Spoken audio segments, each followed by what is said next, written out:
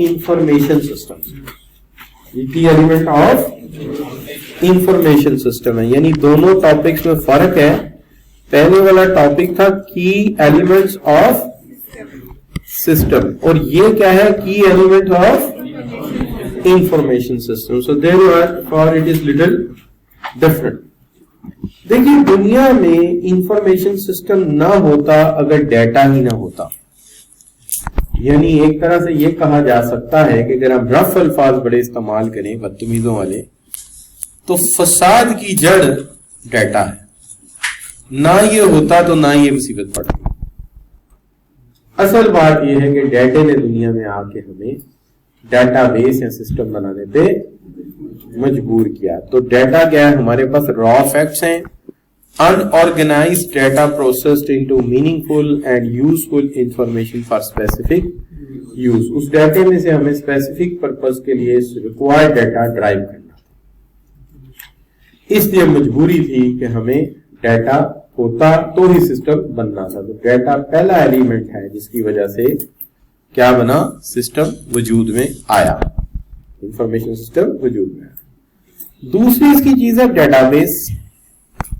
Database वो shelf है, वो अलमारी है जिसमें हम अपना डेटा रखते हैं। हम पहले से ही तय कर देते हैं यहां बच्चे का नाम आएगा इस शेल्फ में, इस शेल्फ में हम उसका रोल नंबर रखेंगे, इस शेल्फ में हम उसके कोर्सेज रखेंगे। तो ये क्या बना दिया हमने, डेटाबेस बना दिया। ये बिल्कुल हार्ड डिस्क के फॉर्मेट को हम यानी एक तरह से तय कर लेते हैं कि हर रिकॉर्ड का ये फॉर्मेट हो, जैसे अलमारी का फॉर्मेट। क्या आपकी अम्मी कहती है कि मेरे कमरे में जो अलमारी हो उसमें राइट साइड पे कपड़े हो, लेफ्ट साइड पे कॉस्मेटिक पड़ा हो। अबू कहते हैं मेरे कमरे में राइट साइड पे कपड़े पड़े हो, लेफ्ट साइड में मेरा शेव का सामान पड़ा हो। तो ये क्या है कि ये अपना अपना सोच है। तो ये जो हम इसी तरह डेटाबेस में रोल नंबर कहाँ रखेंगे, सब्जेक्ट का डिटेल कहाँ रखेंगे, मार्क्स कहाँ रखेंगे, नाम, एड्रेस, फोन, इसका एक डिजाइन बना दीजिए। इसको हम कहेंगे ये क्या है, डेटाबेस है। तो अभी तक यही समझ आई कि ये हमारी अलमारी की शेल्फ्स हैं, हमारी की शेल्फ्स जहां पे हम डेटा रखते हैं। ठीक है जी। अच्छा, आगे आएगा डेटाबेस मैनेजमेंट सिस्टम, डीबीएमएस। अब जाहिर बात है जब डेटा आ गया तो उसमें मुख्तलिफ काम होने हैं। कौन से काम होने हैं, एक तो डेटा उस सॉफ्टवेयर में एंटर होना है, क्योंकि डेटा पहले तो कागजों में होता है।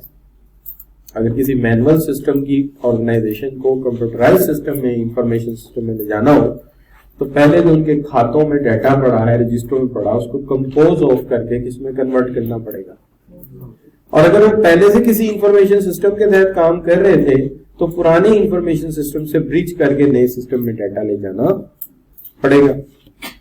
फिर वो डेटा वहां पे क्या करना पड़ेगा, और उसको इस तरह ऑर्गेनाइज करना पड़ेगा कि जब हम उसे ढूंढे तो वो हमें मिल जाए। ठीक है ना, जब हम उसे ढूंढे तो मिल जाए। जैसे आप यूं कह लीजिए कि हमारे पुराने घरों में जो औरतें हैं उनसे चीज कोई मांगे तो नहीं मिलेगी जल्दी, क्योंकि उनको अगर आप बिल देंगे तो भी उन्होंने अपने पर्स में रख छोड़ना है। उन्हें अगर आप किसी का बर्थ सर्टिफिकेट देंगे उन्होंने वो भी पर्स में ही रख छोड़ना है, और किसी चीज की इनवॉइस देंगे वो भी पर्स में रख छोड़नी है। और उन्होंने लॉजिक देनी कि सब तो अच्छा तरीका है, पता देना क्या दीजिएगा, और वो जब भी जरूरत पड़ेगी वो पूरे पेड़ में कागज खिलाड़ देगी और उसमें से रिक्वायर्ड चीज बाहर निकाल लाएंगी, टाइम जितना भी लगे। लेकिन अगर वो थोड़ा सा ऑर्गेनाइज कर लें कि घर में फाइल रख लें, 2 या 3 फाइल्स रख लें डिफरेंट कलर्स की, कि बिजली के बिल इधर हैं, गैस के बिल इधर हैं, इनवॉइसेस इधर हैं, तो ये सारी क्या है आसान हो जाती है। क्योंकि अब मसला ये पड़ गया ना कि सारी बातों से हटके घरों में डेटाबेस की जरूरत क्यों है इतना डेटा ऑर्गेनाइज करने की, कोई टैक्स नेट बढ़ गया है। अब हर बंदे को टैक्स देना पड़ता है, तो रिकॉर्ड अपना मेंटेन रखना पड़ता है, क्योंकि बैंक आपके अब्बू के बैंक अकाउंट में जितने पैसे आएंगे उनकी इनकम कंसिडर होगी। जितने पैसे आएंगे उन्हें इसका हिसाब देना होगा साल बाद। अगर वो जितनी इनकम आई है, अगर आप 20 लाख आई है तो 20 लाख पर टैक्स देना है, 18 लाख आई है तो 18 लाख पर टैक्स देना है, लिहाजा ये रिकॉर्ड रखना पड़ता है। हाँ, अलबत्ता ये है कि जो पैसे बाहर सेटल करना है उसे स्टोर करना है और उसे और वक्त आने पर उसमें से सिलेक्ट करके डेटा रिट्रीवर ढूंढ के लाना है, ये सारा निजाम बनाना पड़ेगा। वरना डाटा का क्या है, हार्ड डिस्क को लिख दिया, अब वो ढूंढने जाए तो मिलेगा ही नहीं, वो मिलेगा ही नहीं। जैसे कोई कलेक्टर औरत को कोई चीज दे दी और संभाल के रख दी थी, जो लगेगी दे दे, तो कैसे ऐसा होता, ज्यादा संभाली गई। अच्छा सॉरी, तो यहाँ पे मैं काम नहीं ना चल सकता। यहाँ पे क्या है, जब उसकी जरूरत पड़ेगी डाटा की वो आपको चाहिए। अच्छा बच्चों, आगे क्या आ गया, नेटवर्क्स। अब जाहिर बात है, जो डाटा है उसको आगे एक कंप्यूटर पे नहीं जाना, कई कंप्यूटर्स पे जाना है, और कई डिफरेंट नोड पे उसकी जरूरत पड़नी है। सीईओ को भी पढ़नी है, डायरेक्टर्स को भी करनी पड़ेगी, सेल्स डेस्क पे भी पड़ेगी, परचेज डेस्क पे भी पड़ेगी, तो लिहाजा वहां नेटवर्क का होना जरूरी। और फिर ये अगर अलग अलग डाटा रख के बैठ गए तो डाटे में फर्क आ जाए। डाटे में एक फाइल उसके पास है, एक फाइल उसके पास है।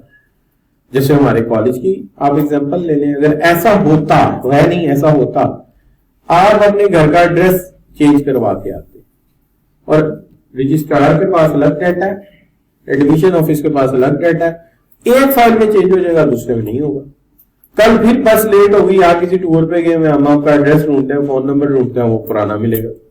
क्यों? फाइलें इंटेग्रेट नहीं की होगी, लिहाजा उन्हें क्या होना चाहिए, इंटीग्रेशन होना चाहिए। इसका फायदा ये है कि डाटा जो भी होगा वो एक जैसा होगा, कि कोई भी बंदा आपका एड्रेस फोन नंबर चेंज करेगा वो मास्टर फाइल में जाकर चेंज हो जाएगा, और हर बंदा कहां से देखेगा, मास्टर फाइल से देखेगा। तो जो एक्यूरेट अपडेटेड होगा वही मिलेगा, जो एक्यूरेट होगा अपडेटेड होगा वही मिलेगा। ठीक है ना। अभी मैं थोड़े दिन पहले बैंक अकाउंट खुलाने गया, उसने सिर्फ मेरा CNIC नंबर डाला, फॉर्म सारा खुद ही फिल हो गया, एड्रेस भी आ गया, फोन नंबर भी आ गया, हर चीज आ गई। इसी तरह आप अपना लाइसेंस बनवाने जाए तो you must have to give your CNIC, वो उठा के खुद ही आपका जो एड्रेस लिखा हुआ है नागरा में, हमारी नेशनल डेटाबेस में खुद ब खुद चीजें आ जाएंगी। तो ये क्या है, इंटीग्रेटेड सिस्टम है सारा। अच्छा बच्चों, फिर जब ये एक जगह डेटा हुआ तो सिस्टम का एक कंपोनेंट है सिक्योरिटी एंड प्राइवेसी। चूंकि इसके अंदर बच्चों के फोन नंबर भी हैं, बाद बच्चे शरीफ फैमिली से बिलोंग करते हैं, उनके नंबर फैल जाए दुनिया में, क्या हाल है? नहीं, आपकी तस्वीरें उठा के बिल बोर्ड्स पे लगाएंगे,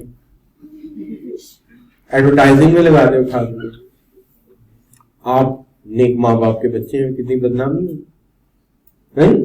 तो लिहाजा ये सारा जो है प्राइवेसी है कि डाटा जो है सिक्योर होना चाहिए। अच्छा बच्चों, आगे आगे क्या जी, डाटा को थोड़ा एक्सप्लेन करते हैं। डाटा क्या होता है, सेट ऑफ वैल्यूज होती हैं, इसके अंदर क्वांटिटेटिव और क्वालिटेटिव, यानी आप कह लीजिए कि एक नंबर पे बेस और एक कैरेक्टर से बेस्ड डाटा है। लिहाजा क्या है, वेरिएबल है अबाउट द पर्सन और ऑब्जेक्ट, यानी डाटा बंदे का भी हो सकता है और डाटा कंप्यूटर का भी हो सकता है, डाटा इस कैमरे का भी हो सकता है। अच्छा, देन यू सी दैट के एग्जिस्ट इन वेरियस फॉर्म, मुख्तलिफ फॉर्म में हो सकता है, जैसे नंबर हो सकता है, टेक्स्ट हो सकता है, ऑन अ पेपर हो सकता है, बिट्स में हो सकता है, बाइट्स में हो सकता है, स्टोर्ड हो सकता है किसमें, इलेक्ट्रॉनिक मेमोरी। ये as facts living in a person's mind, ये वो फैक्ट्स हैं जो इंसान के दिमाग में जिंदा हो जाते हैं, किसी एक के भी या बहुत सारे लोगों के। तो हम उनसे क्या करते हैं, उन्हें स्टोर कर लेते हैं, क्योंकि वो रिलेटेड है किसके साथ, कंपनी के साथ, सेल्स के साथ, कस्टमर के साथ, कंटेंट ऑफ इंफॉर्मेशन है, लिहाजा हम उन्हें स्टोर कर लेते हैं। ये डाटा जो है हम इसको प्रोसेस करके क्या करते हैं, मीनिंगफुल बनाते हैं और किस में कन्वर्ट कर देते हैं, इंफॉर्मेशन में। और आप जानते हैं इंफॉर्मेशन रेलेवेंट होती है, प्रिसाइज होती है और प्रॉब्लम से रिलेटेड होती है, ताकि डिसीजन लिया जा सके। क्लियर बच्चों? ये स्पेसिफिक, पर्पसफुल और एनालिसिस बेस होती है, ताकि इसकी बुनियाद पे डिसीजन लिए जा सके। क्लियर बच्चों?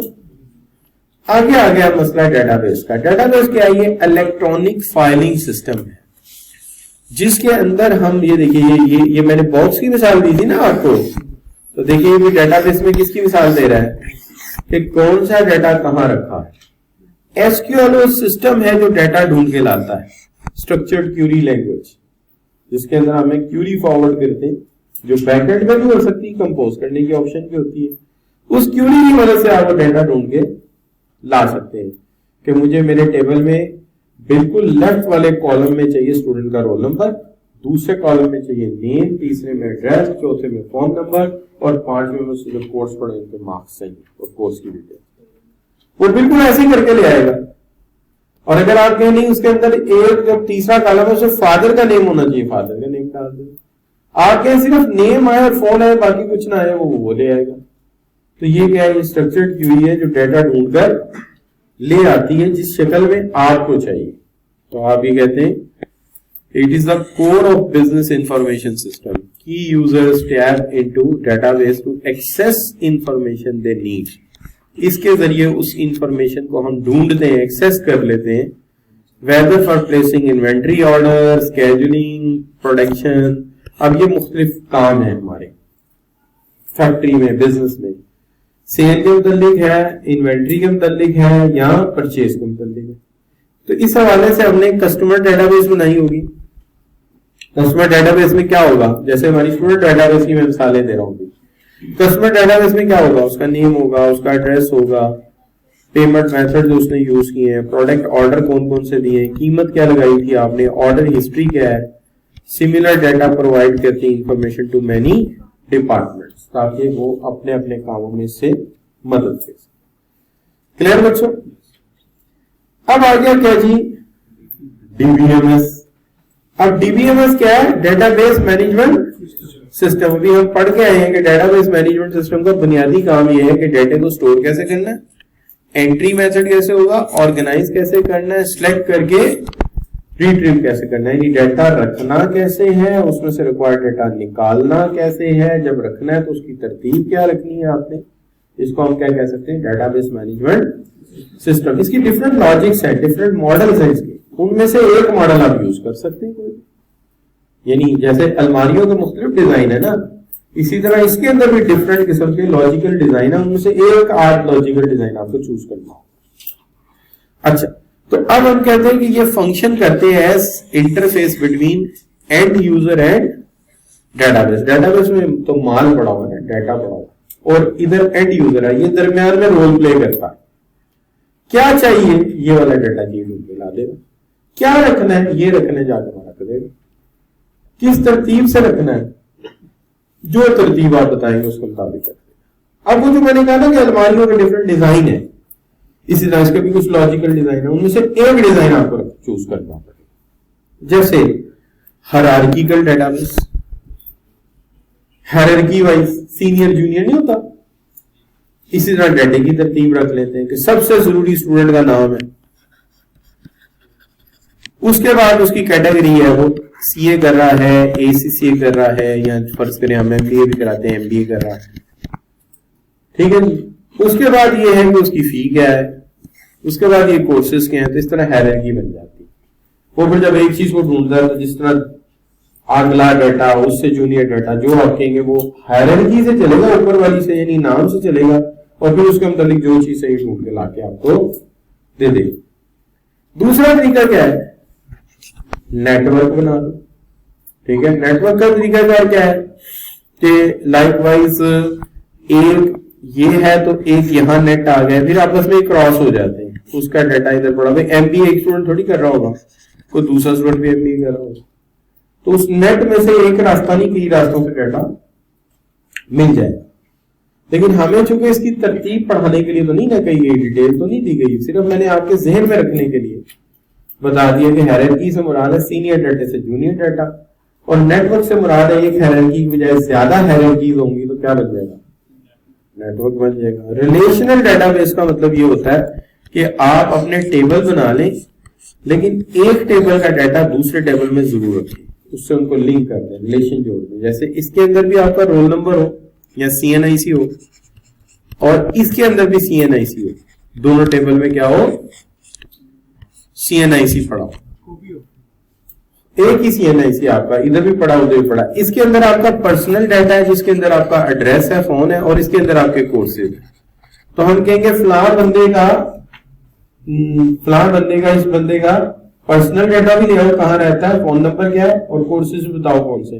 تو وہ اس CNIC سے ادھر سے کیا ڈھونڈ کے لے آئے گا؟ Personal data.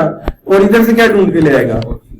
کورسز. کیونکہ دونوں میں ایک ہی نمبر لگا ہوگا, اس نمبر سے جا کے اچھا اور بھی ٹیبل بنے ہوں گے, اس کے اندر بھی وہ پڑا ہوگا CNIC, اس کو ہم کہہ دیں گے اس کی کی ہے. یہ ریکارڈ اس کی کیا ہے؟ یہ بس ہم CNIC نمبر ڈالیں گے اور وہ CNIC نمبر سے پوچھ لے گا پرسنل ریکارڈ چاہیے, کورسز بھی چاہیے, فی ڈیٹیل بھی چاہیے, تو وہ آپ کو ڈھونڈ کے لا دے گا. تو یہ بھی ایک طریقہ ہے. تو ایک طریقہ کیا ہے؟ ہیرارکی, سینئر ریکارڈ سے, اور ہیرارکی ایک سے زیادہ ہوگی تو نیٹ ورک. اور ایک طریقہ کیا ہے؟ جیسے اسکیڈ کے آپ ٹیبل بناتے ہیں, ٹیبل ہی بنائیں لیکن ایک ٹیبل کا امپورٹنٹ نمبر دوسرے میں بھی ڈال دیں, پرائمری کی. تو اس کی مدد سے ادھر سے بھی ریکارڈ مل جائے گا, ادھر سے مل جائے گا. 10 ٹیبل بنائے, 50 بنائے, 100 بنائے, 1000 بنائے, اس کے اندر کی ساتھ رکھ لیں, اس کی نمبر سے ہر چیز ڈھونڈ سکتے ہیں. اور آخری کیا ہے؟ Object oriented. یہ ہے کہ جیسے ہمارا یہ کمرہ ہے تو یہ آبجیکٹ سے بناؤ. دیوار ایک آبجیکٹ ہے, یہ جو ہمارا وائٹ بورڈ ہے یہ آبجیکٹ ہے, یہ AC ایک آبجیکٹ ہے. تو جو چیز چاہیے, یعنی آپ کا فرض کریں آپ پنکھا خراب ہوا ہے تو وہ دیوار نہیں توڑے گا, آگے کیا کرے گا؟ ڈائریکٹ پنکھے پہ. صحیح تصویر نہیں آ رہی, سیدھا کدھر جائے گا؟ پروجیکٹر پہ جائے گا. کولنگ نہیں ہو رہی, کدھر جائے گا؟ یعنی آبجیکٹ کے اعتبار سے چیز کو ڈھونڈنا آسان ہو جائے کہ یہ آبجیکٹ کیا ہے, یہ آبجیکٹ فلاں جگہ ہے, فلاں سے ریلیٹڈ ہے, اس ایلیمنٹ کو جا کے ٹریٹ کر لو. یہ آپ کے ٹی وی کے سرکٹ میں, کمپیوٹر کے سرکٹ میں بھی ہوتا ہے. اگر تصویر نہ آ رہی ہو تو کدھر جاتا ہے؟ VGA کارڈ میں. آواز نہ آ رہی ہو تو کس پہ جاتا ہے؟ ساؤنڈ کارڈ پہ. ڈیٹا ریٹریو نہ ہو کدھر جاتا ہے؟ ہارڈ ڈسک پہ. ٹھیک ہے نا. پروسیس ہی نہ ہو رہا, چل ہی نہ رہا ہو تو کس پہ جاتا ہے؟ پروسیسر پہ. تو اس کے اندر بھی آبجیکٹ لگے ہوئے, اسی طرح ڈیٹا بھی ڈھونڈا جا سکتا ہے. تو یہ ڈفرنٹ طریقہ کار ہے. تو بہرحال ان کو زیادہ انفیسٹ نہیں کھپانا آپ نے کہ سمجھ نہیں ہے تو پتہ نہیں کیا, کیونکہ آپ کو انفارمیشن سسٹم تو یعنی سوری آپ کو IT ایکسپرٹ بننے نہیں جا رہے. بس آپ کو یہ پتا ہونا چاہیے کہ یہ ڈیٹا رکھنے کی 4 ڈفرنٹ ترتیبیں ہیں. اس کی ڈسکرپشن بھی ہوتی تو میں کہتا یاد کرو, لیکن جب ڈسکرپشن بھی نہیں تو لگتا یہی ہے کہ اس کے اوپر MCQs آنے کی کوئی چانس نہیں ہے, ضرورت ہی نہیں ہے. تو ایسے سامنا اپنا ٹائم ضائع. اچھا بچوں, اب کیا آ گیا؟ Net work. ڈیٹا جو ہے ایک جگہ تو نہیں چاہیے نا, ڈیٹا تو مختلف جگہ چاہیے. تو کمپیوٹرز کو آپس میں جوڑنے سے کیا بن جائے گا؟ نیٹ ورک کی ڈیفینیشن ہی ہے جہاں بھی کہیں کمپیوٹر ہیں دے آر کنیکٹڈ, جہاں بھی کہیں کمپیوٹرز ہیں اور وہ آپس میں کنیکٹڈ ہے تو ہم اس کو کیا کہیں گے؟ Connection between 2 or more computer. 2 یا 2 سے زیادہ کمپیوٹرز کو آپس میں کنیکٹ کرتے ہیں تو کیا بن جائے گا؟ نیٹ ورک بن جائے گا. تو ہم کہتے ہیں the most used network, the most businesses use network to deliver information to employees, suppliers and customers. دنیا ساری میں ایسے ہی کام چلتا ہے. And then you see that کہ communication channels share data, تو ہم different communication channels سے ڈیٹا کو کیا کرتے ہیں؟ شیئر کرتے ہیں. اور ایک جگہ سے ڈیٹا دوسری جگہ کیا کر دیتے ہیں؟ ٹرانسمٹ کر دیتے ہیں. ٹھیک ہے, جس کے لیے ہمیں کس چیز کی ضرورت پڑتی ہے؟ دنیا کا سب سے بڑا نیٹ ورک کون سا ہے؟ انٹرنیٹ, جس میں دنیا کے بہت سارے پرائیویٹ, پبلک اور نیشنل اور کون سے نیٹ ورک جڑ کے ایک بنا ہوا. تو ہمیں کوئی چیز چاہیے ہو پوری دنیا کے نیٹ ورک میں جہاں پڑی ہوتی ہے وہ ڈھونڈ کے لے آتے. اسی کو آپ کہتے ہیں نا جس کے اوپر HTTP پروٹوکول کام کرتا ہے. اب دیکھیے یہاں پہ یہ دنیا کا ورلڈ وائڈ ویب ہے. ورلڈ وائڈ ویب کیا ہے؟ وہ سارے آپٹک فائبرز, وہ سارے سیٹلائٹ, وہ سارے جو آپ کے کوئکسل cables and what's ever cable, ان کو جوڑ دیں تو کیا بن جائے گا؟ World wide web. اس کے اوپر چلنے والے جو سافٹ ویئر ایپلیکیشنز ہیں, ٹھیک ہے, ڈیٹا بیسز ہیں, ورک شیٹ ہے, اس کے اوپر چل رہی. تو انٹرنیٹ کو ہم سمجھتے ہیں کہ جو ہمارا ورلڈ وائڈ ویب ہے نا, ورلڈ وائڈ ویب, ہم یہ سمجھتے ہیں کہ یہ ایکچولی کیا ہے؟ ہم یہ سمجھتے ہیں کہ یہ ایکچولی ہے جس کو آپ کہہ سکتے ہیں یہ گوگل ہے, یا ہم سمجھتے ہیں کہ یہ جو آپ کا جو کیا ہے مائکروسافٹ کروم ہے, یہ شاید جو ہے ورلڈ وائڈ ویب ہے. نہیں, ورلڈ وائڈ ویب وہ کھمبے ہیں, وہ تارے ہیں, وہ کمپیوٹر ہیں, وہ بڑے بڑے راؤٹرز ہیں جنہوں نے رستہ بنایا ہوا, یہ سڑکیں. اس کے اوپر چلنے والی یہ ڈیٹا بیس وغیرہ جو ہے نا, یہ کہلاتی ہیں گوگل اپلیکیشن. جو بھی اپلیکیشن آپ کریں تو یہ اپلیکیشن اس کے اوپر رن ہوتی ہیں. ای میل اس کے اوپر چل رہا آتا ہے آپ کو. ڈیوائسز ایک دوسرے کے ساتھ شیئر ہوتی ہیں, جیسے پرنٹر ہے, فیکس مشین ہے, تو ایک ملک کا ڈیٹا دوسرے ملک میں پرنٹ ہو سکتا ہے فیکس پہ. And then on line banking system ہے. پیسہ جو جمع کراتے ہیں جا کے ان کے سینٹرل کمپیوٹر میں اس کا اکاؤنٹ کھلتا ہے, اور جب بھی کسی اے ٹی ایم پہ جا کے آپ ٹریٹ کرتے ہیں وہ پیسہ آپ کو وہاں سے مل جاتا ہے. اینڈ دین انسٹنٹ میسجنگ, جب پیسہ نکلا فوری طور پہ میسج آ گیا. ٹھیک ہے جی. انٹرنیٹ بیس کمیونیکیشن سچ ایز اسکائپ, ایک ملک سے دوسرے ملک میں آپ بات کر لیتے ہیں. کلیئر بچوں؟ تو یہ کیا ہے, یہ ایلیمنٹس کس کے ہیں, انفارمیشن سسٹم کے. کون کون سے ہیں شاباش؟ سب سے پہلے data base management system, networks, integration, security and privacy. اب ہم نے سیکورٹی اور پرائیویسی کو ذرا الگ رکھ لیا ہے اور باقی چیزوں کو کمپلیٹ کر لیا. اوکے بچوں, تو سی یو انشاءاللہ.